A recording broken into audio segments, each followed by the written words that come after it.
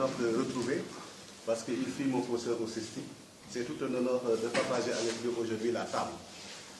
Monsieur le représentant de la Fondation Ebert, messieurs, madame, les invités, chers collègues de la presse privée et communautaire, mesdames et messieurs, à vos titres, rang et qualité, dans un monde en mutation continue, avec une globalisation qui accentue la compétition internationale, il est primordial de consolider en permanence les acquis des personnels des médias.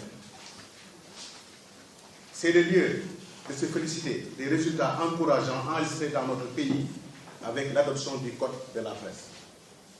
Je note aussi les efforts consentis par le ministère de la Culture et de la Communication pour ce qui concerne la place qu'occupent aujourd'hui les médias de masse et en particulier les radios de proximité.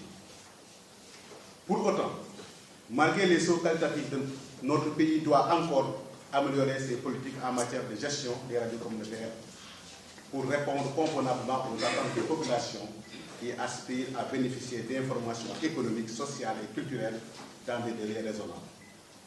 Je rappelle à cet égard l'impératif d'accélérer l'application effective de toutes les directives issues des décisions et recommandations lors des différents ateliers et rencontres déjà tenus sur le code de la presse. C'est pourquoi je me réjouis d'emblée de la présence massive des radios communautaires, membres de l'URAC, à cet atelier de lecture du code de la presse. Lequel atelier entre en droite ligne avec le plan stratégique de l'URAC qui regroupe aujourd'hui 120 radios communautaires. Mesdames, messieurs, c'est dit dans le cadre de la transformation structurelle de notre pays. Les radios communautaires doivent faire preuve d'anticipation et d'innovation afin de renforcer leur capacité d'adaptation et aux attentes des populations et impulser les transformations organisationnelles nécessaires. Il s'agit désormais de revoir définitivement le cahier des charges applicable aux radios communautaires. En effet, pour rappel, le cahier des charges qui nous est appliqué aujourd'hui est antérieur à la naissance des radios communautaires. Son amélioration va permettre certainement de donner un nouveau souffle aux médias de proximité. C'est pourquoi cet atelier de lecture du code de la presse vient à point nommé, car la prise en charge rapide des réformes relatives à l'épanouissement des radios communautaires reste une condition sine qua non au succès du code de la presse. Madame, Messieurs, l'État doit promouvoir les radios communautaires proches des citoyens, dont leur organisation peut favoriser l'amélioration de la qualité de vie des populations. C'est dans cette perspective que je magnifie encore une fois l'engagement de la Fondation Frédéric Ebert à accompagner les radios communautaires à faire face aux défis actuels. Ces défis sont entre autres l'adoption d'un cahier de charges pouvant permettre à la radio communautaire de prendre en charge les préoccupations des populations en matière de bonne gouvernance, de démocratie, de droits humains, de l'équité genre et des questions liées au changement climatique.